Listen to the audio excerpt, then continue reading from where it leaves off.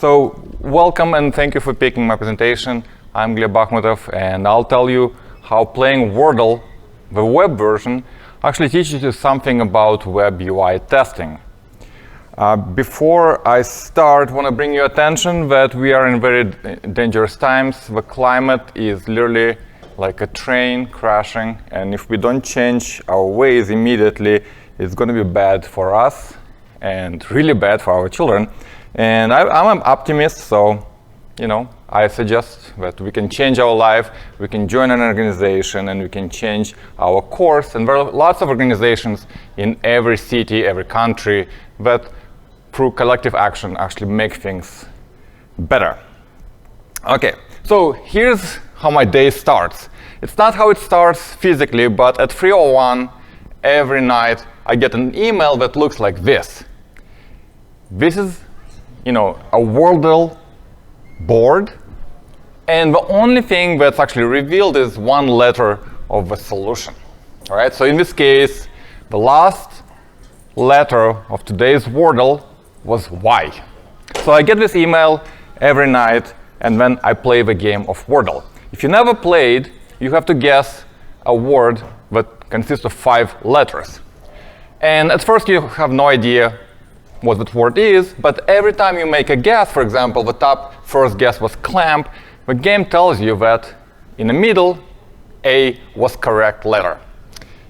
L is somewhere in a word, but not at the second position, somewhere else. And so you provide more and more guesses, and after a while, I guessed correctly, shall. And every time you have double letters, it's actually complicated, right? Because you have to make sure it works. And it takes a couple tries. The person who written Wordle made it as a present for, I think, his girlfriend, and he was British. So some of the spellings of 5-letter words are a little bit different from you'd expect, like mold. And sometimes, it's like something where I think like, oh, yeah, it knows me. Spoiler alert, I'm going to reveal today's Wordle. If you don't want it revealed, step out of a room for a minute. Okay? Just a warning, right? So this was today's, and this was hard to guess, right? Like I'm very proud that I got it, because it's a rare word, and A repeats twice. So I'm really proud. And so the game shows you the stats after each time you solve it. So you can see that this is my 141st Wordle, and usually I solve them after 5 or 4 tries. What I like about Wordle, I'm not a big gaming person, right? But I like Wordle because it actually time boxes me. I spend 5 minutes, that's it. I cannot spend more than that, because it actually stops me and says, like, the next Wordle somewhere will be in 17 hours.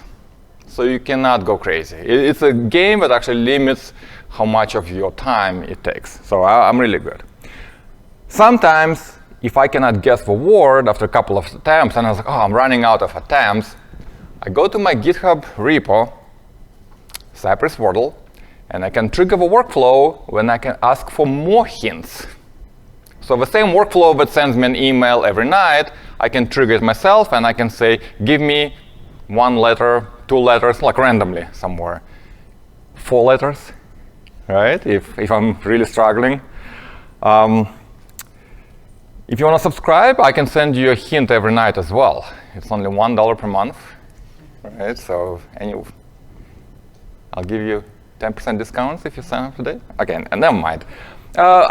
So I do run those things as tests, right? And I have a dashboard to show it, and I can watch a video of the Wordle being solved every night, because the GitHub Actions records the browser while it solves it and then sends to me. And you'll see this in a little bit. But this is the hint that I get, right? 5x6 grid, all letters are removed, only 1 letter revealed. All right, why am I talking about testing? Because it's kind of my day job. I had a long journey through all sorts of technologies, and I arrived to JavaScript. And now I'm responsible for web automation testing at Mercari US, That's the t-shirt I'm wearing. But it's a way for you to sell anything. And it's much better and polished product than anything like eBay or Craigslist or Poshmark. This is like a live shot of our website, and I always pretend that this woman is not taking a picture of that like kitchen, KitchenAid mixer, but actually taking a picture of a cat, but the cat just escaped, and but she took anyway. This is what I'm going to discuss, right? We're going to be sick of Wordle. At the end of the day, it's like we'll just call it W word, but we're going to solve it in quotes and then solve it for real by writing a test. And then we'll kind of see all the things that the Wordle shows in our testing tool and why they're important and what the trade-off is, including how to run it on CI. So it will be a real test. The motivation for me writing a solution for Wordle was that I saw this blog post how to solve Wordle using Playwright, which is a test runner that's really popular from Microsoft that opens your browser and controls your browser. Now, I'm going to show it, but I have to warn you. If you're allergic to Java, this is intense, right? So let's look at the source code. OK, we have a bunch of stuff. Run Wordle Java, right? Oh, sorry. I apologize. You're not seeing what I'm seeing. OK, so this is solution in Java. There are things that access the page, and there is a lot of code, right? And a lot of classes just to kind of get the words, enter them one by one, check the solution. So I looked at that, I was like, wait, this is way too complicated. It can't be that bad, can it be? OK, so I decided to implement my own solution. And I decided to use Cypress. I used to work at Cypress, the company. It's open source. And now I use it in my day job. But basically, all you need to do to start testing a web application is install it using NPM. It's just an NPM package. It downloads its own test runner. And it's free open source, available for every platform. And this is how a typical test looks like. You write it using a Mocha syntax. So it and then a callback function. And the title adds to to-dos. You visit the URL. So you're not testing the implementation. You're actually testing the web application deployed somewhere, like a real user. You can find elements by CSS selectors, type something into the input box, and maybe confirm that the application now shows 2 items. And the cool thing is that when the test is running, and I apologize, the image is a little bit washed out, you actually see your website iframe on the right. So you see your application. And you see all the commands from a test, like visit, get, type, assert, on the left. OK, so you kind of see what it did for every test. And Cypress has a lot of documentation. They have a lot of training, which is really good. So now I'm going to do something that I usually don't do. Instead of live coding, I'm going to play you a video. OK, so this is me writing a test for Wordle and observing it in action, because it's better to sometimes Hey everyone, this is Gleb see Bahmutov. something. Recently, the internet has been obsessing with Wordle. It's a game where you can guess 5-letter words. For example, if I type table, it says, hey, out of 5 letters, E is in the word you're trying to guess, and it's at the right place. So then you can enter something else, like chair, and H is in the right position. E and R are present in the word, so they can be on the 1st, 3rd, and 4th place somewhere, but they're not in the right place. And so you guess until you try to guess the last word. So let's see if we can test this game using Cypress.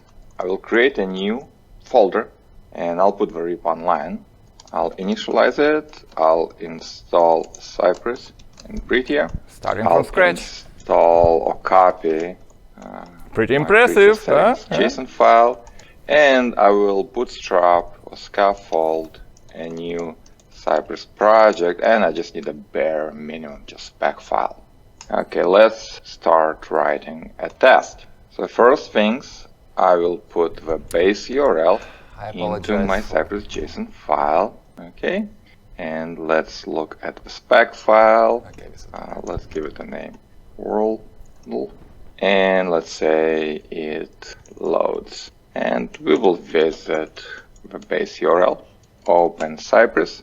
Let's open the spec, and right now it says cannot find it. Base URL. It helps to spell the words correctly, as the game Wordle will tell you. Okay, well, at least it loads. We can see the keyboard and this annoying pop-up. So let's see how we can close it when we load the page. So this is a button, and it's a game icon, close. But here's something else. So we see game icon. So it seems like this is made out of web components.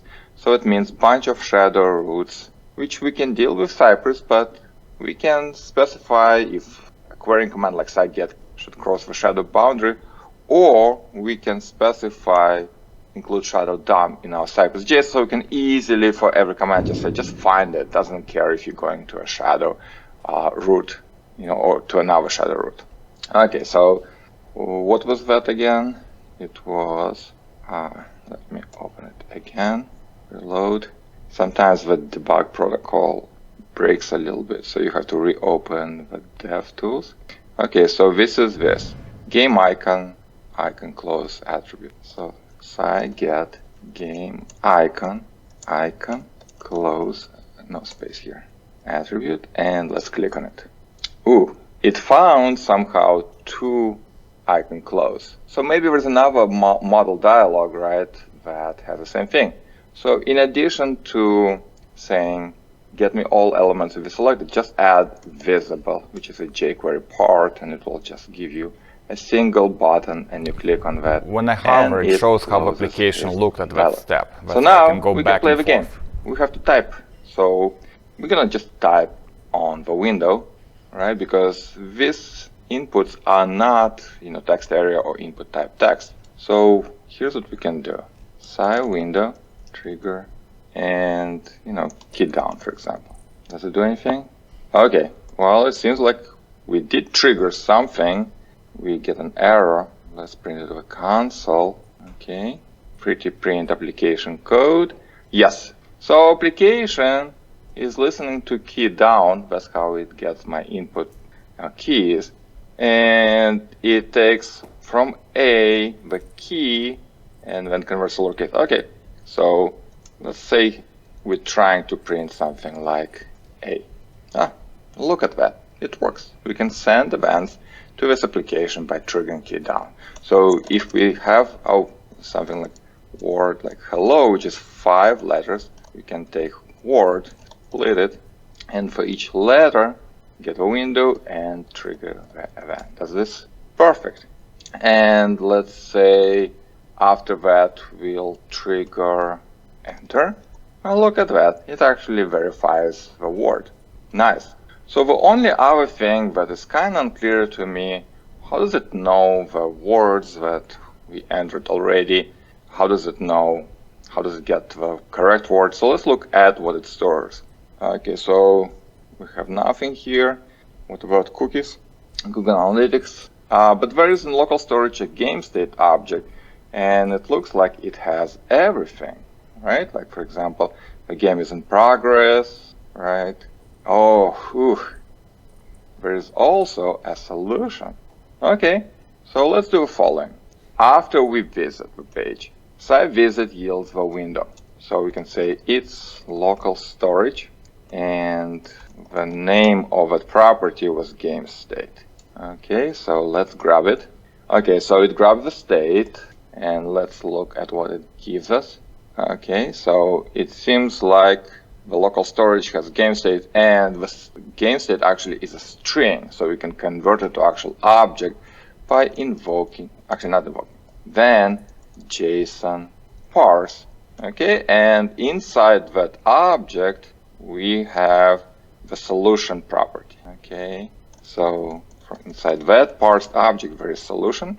Okay, So once we got the solution, let's call it the word. So we're going to do the following.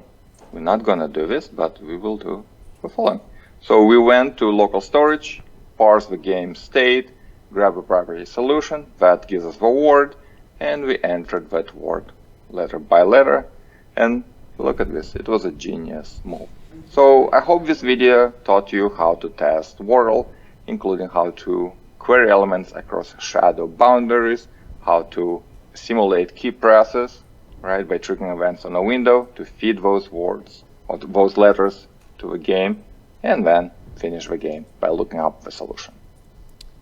Okay, so we did solve the Wordle, and I kind of went crazy after that. I was like, because I looked at different variations, different modes, and so on, and I put the whole playlist of those videos.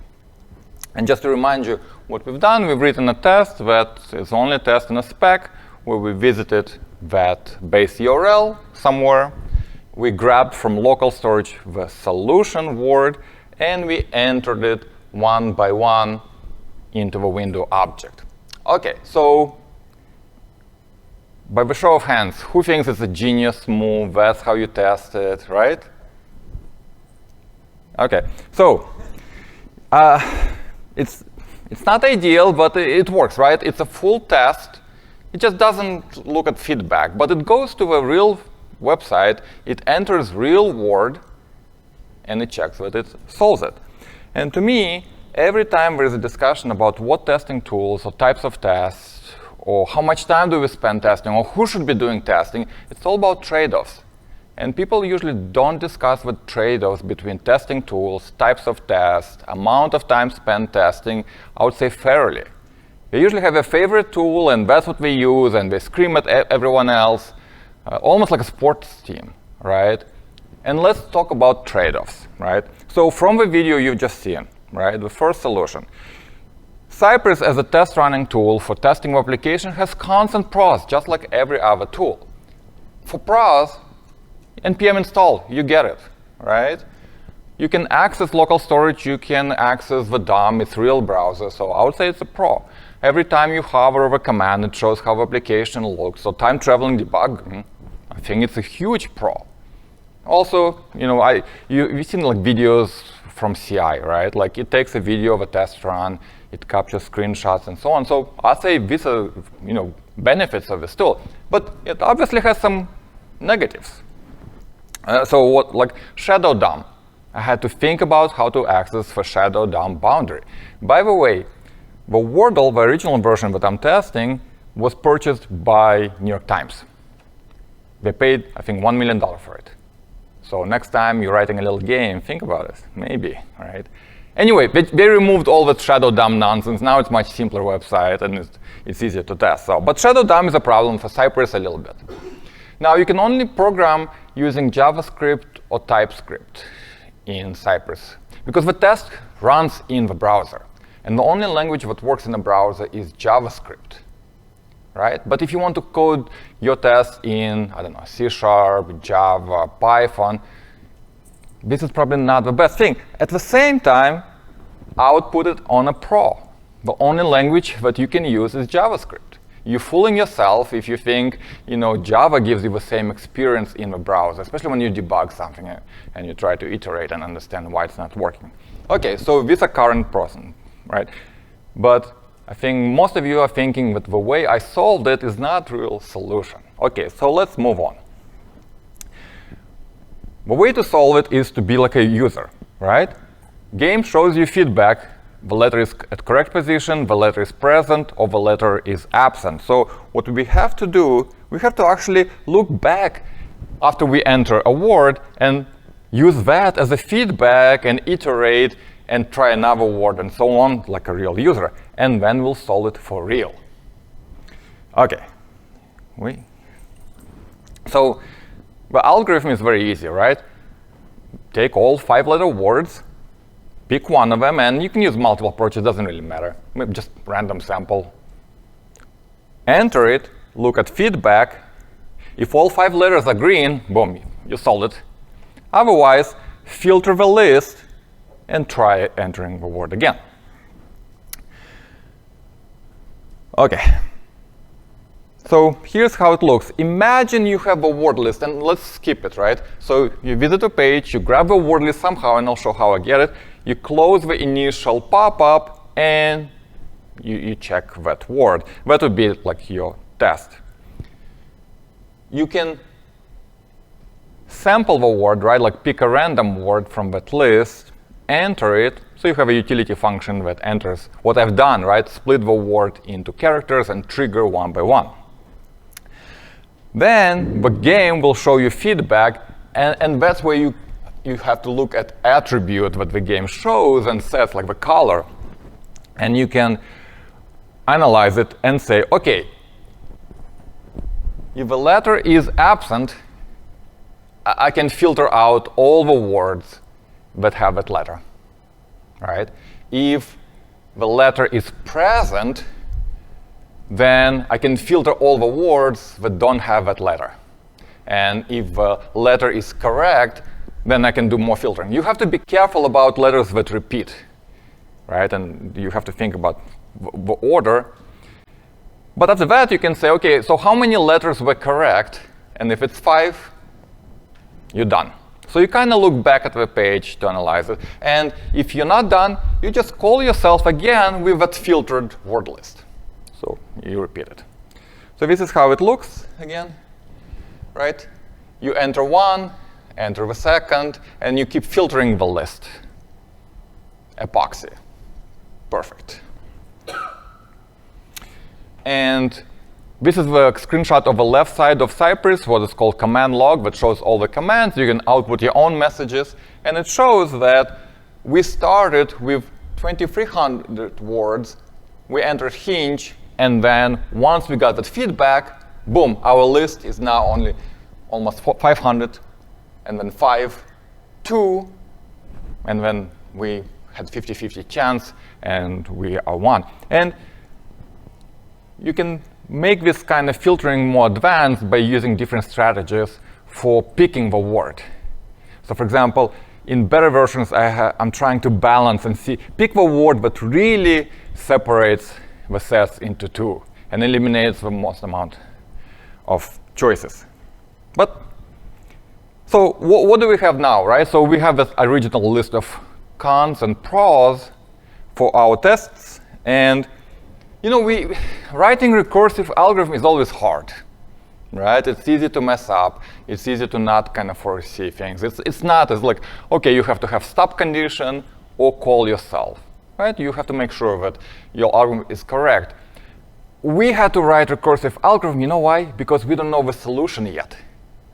Our test is non-deterministic. It does different things because the words are different every day. Right? So unfortunately, we have to deal with this because we don't control everything in this application yet. We will see that. OK, the question that I kind of skipped over, how do we get that list of words? Well, I sat down one day and I wrote all 5-letter words that I knew. All of them. Nah. The way you think is like, where does the application get its words, right?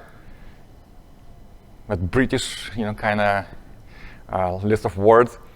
OK, so if you look at the application, at first I thought maybe application is fetching that list, like makes a fetch request or AJAX request and gets it from the server. Turns out, no. If you look at the JavaScript that the application is loading, you can find in JavaScript bundle a giant array of words. OK? And the way you find it, you look at the bundle and you just search for any 5-letter word, like epoxy, weary, and you'll find it right away because it's such a unique word. OK, so we know application has that array. And now let's take a detour. Cypress is a network testing tool, and if you attended the previous presentation, it's nice to have a proxy sitting in between your application and the server so you can observe the traffic. Cypress has that proxy built in. It has a network control. So you can have this command called cyintercept, and by default, you can just say method and maybe a URL or part of URL. So it will spy on all calls the application is making to that URL so that maybe later you can go to the page and wait for that network call to happen because application is making. OK, so that's spying. But if you provide a third argument, for example, an empty list, now you're not just spying, you're actually stubbing it. That means application is making the call, and you stop it, and you just give a mock response, so you don't go to the server. So built-in network stubbing. OK, well, you don't have to hard code anything. You can use fixture files, like a JSON file that Cypress will automatically read from the disk and respond with that fixture data. And even better, you can provide your own callback function, and every time that network call happens, you can grab it and decide what to do in code. So in this case, I decide, OK, continue going to the server. Once you get the response, you can modify that response. For example, if I have multiple to-dos, I can just say length 1, and I always will have the first to-do, and that's it. So I can change the response from the server on the fly in my test. And it's not just AJAX calls. Any network resource that the application is requesting, including the page itself, or CSS, or images, can be spied on or stubbed. I know you have an urge to just leave and start writing Cypress tests right now, but wait. OK, so in this case, when the page is loaded, the index.html itself, it goes to the server. And when it comes back, I'm changing the title inside the HTML. And then I can confirm that the title is what I expect it to be. OK, what does it have to do with our Wordle? Well, we know that that list is a private variable inside a JavaScript bundle. We are spying on all the calls to fetch that bundle. We allow it to go to the server. And when we get the response, we replace the first word, like the assignment in a private variable, with equals window.wordList but array. So we're inserting our own piece of code into the bundle to take that local variable and also assign it to the window global object. Because any time we have a window, that's something we can access from Cypress. That's how we got, for example, local storage. If you open the browser while the test is running, you can actually see that window.wordList is now available. And from the test, site-visit actually gives you the window object and yields it to the next command. And so you can say its property wordList, and then yield it forward to a callback. And now you have an array that the application got. So for sure, the word must be in one of those things. And if Wordle game changes its list, no big deal. You always use the correct word list. OK, so in our list of positive and negatives, we can say network control. Powerful feature, but standard built in.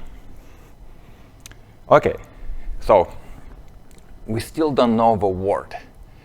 Right? We still have this thing where the test can actually do different things every time we run it because the word is different. So if you look at how the Wordle determines which word is the solution, literally it takes the timestamp of today and just divides it, and then based on module, it just picks a word. It only depends on the current clock or timestamp. OK. So why don't we control the timestamp? So let me show you this little video. Because in Cypress, hey everyone. So let's say you play Wordle and you are a little bit sick of just playing today's word, right? It played on a different monitor for some reason.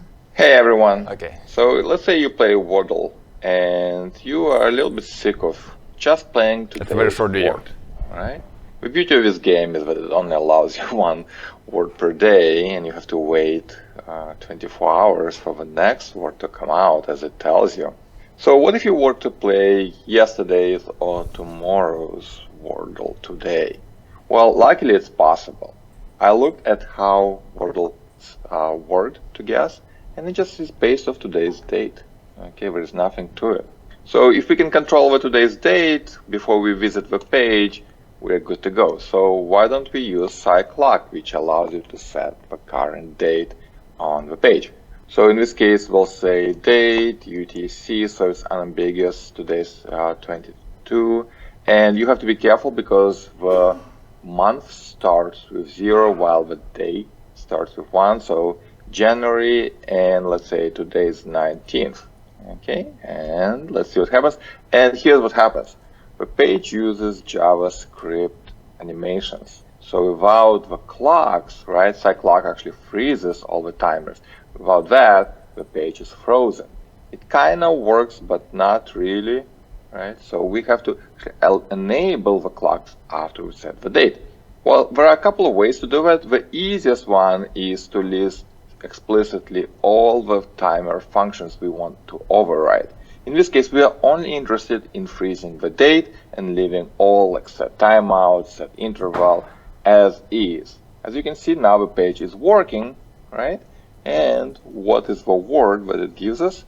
Proxy, which was yesterday's word, right?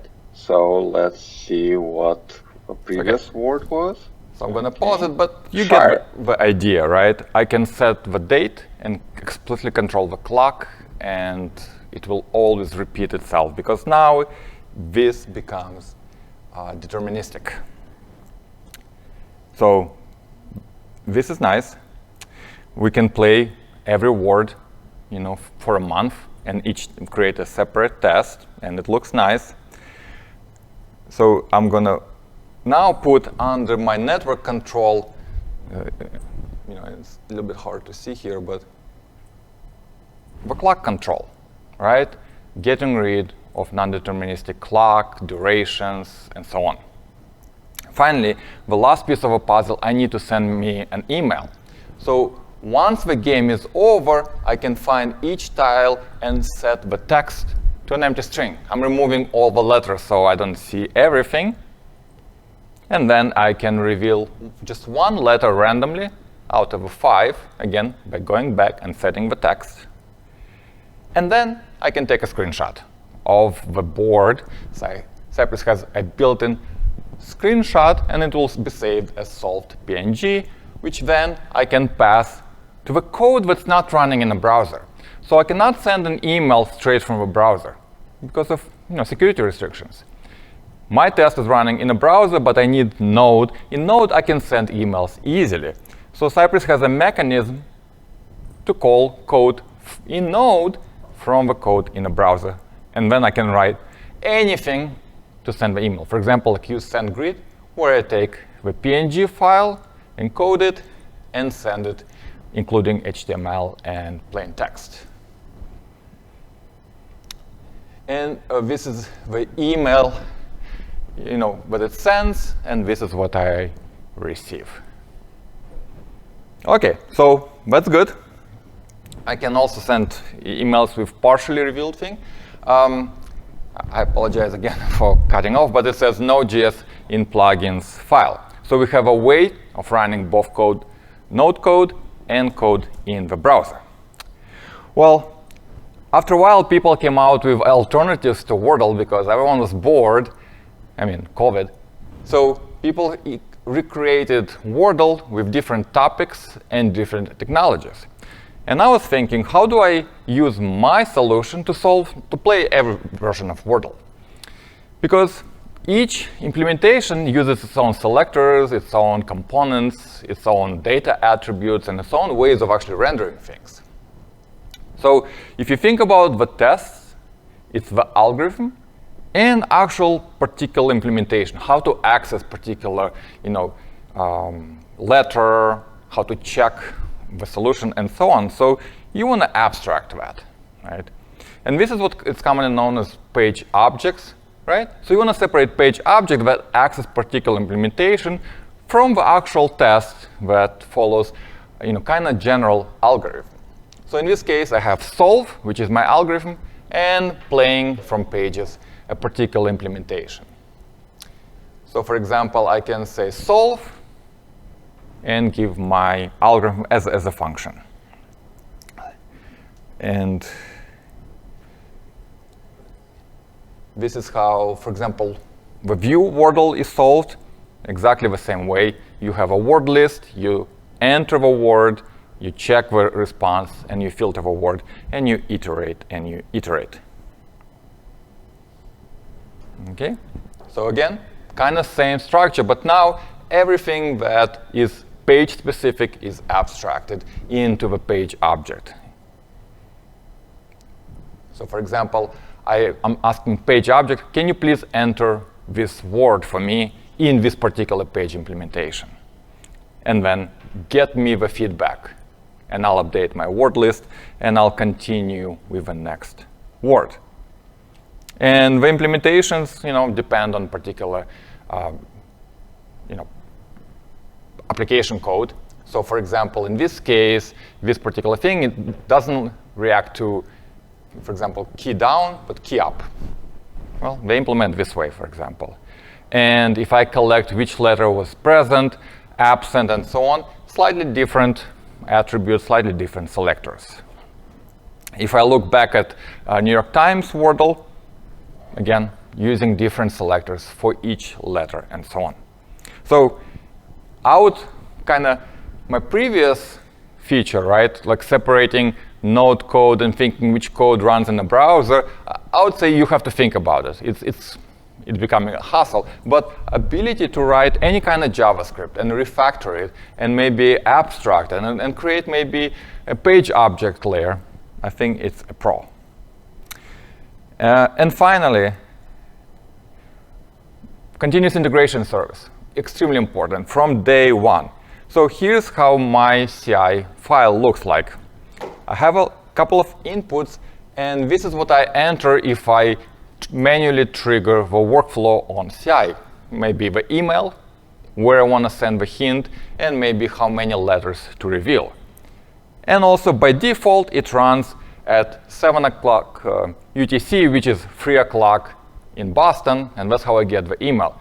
Here's my advice. Every time you have a cron job on CI, also add a way to trigger it manually, so you don't have to wait and so on. So you can always check it out. This is how a typical Cypress test run looks. I'm using something I've written a long time ago, Cypress GitHub Action. So I don't have to configure, cache, install anything. This action does it for me. And the only thing I have to pass through environment variables are my secrets for SendGrid, so it can actually send the variables. And because I started writing a lot of tests, like some tests control the clock, some tests play different versions, I ended up with a lot of tests. And just waiting for them one by one is kind of long. So Cypress has this concept of parallelization. They have their own dashboard and a service, but all you have to do is just say, run it across all these machines in parallel, and it will look like this, where it will load balance all the test files across all the machines that join the test run. And in this case, you bring more machines, it runs faster. You remove machines, it runs slower. That's how simple it is. So under the pros, way down right here, it says CI integrations. Okay? Every tool has pros and cons. Some tools are easier to run on CI because someone written the wrapper around it for particular CI. Okay, so if I can summarize the process. I mean, Wordle is fun, right? It's 5 minutes of my day. Again, it took me longer to actually write tests for it than play, but I think it's a fun example. Anytime you know what to expect from your application, that makes your test much, much simpler, right? We had problems when we didn't know the right word, so we had to actually write solution, which might not be possible in all cases, right? But if you know what to expect, if you can control the data, if you can control the clock, then it becomes do this, do that, do this, and it should show solved. there is no ambiguity, right? And the last thing of my advice to you, anytime you write a test, immediately make sure you run it on CI from day one, right? Don't work on testing for a while and then say, and then we'll start looking at CI. But with even one test is useful, right? It's an end-to-end test. It loads your URL in a real browser. It tries to use it as a user. Why wouldn't you use it or run it on CI? And so I thought about this, and then yesterday I was thinking about something else. So things in computer industry are becoming a little bit more complicated, right? The industry is a little bit cooling. Some people are losing jobs. Some people are scared about their jobs. It's important to expand your skill set. And if for some reason you need to find a job, it's important to come in prepared.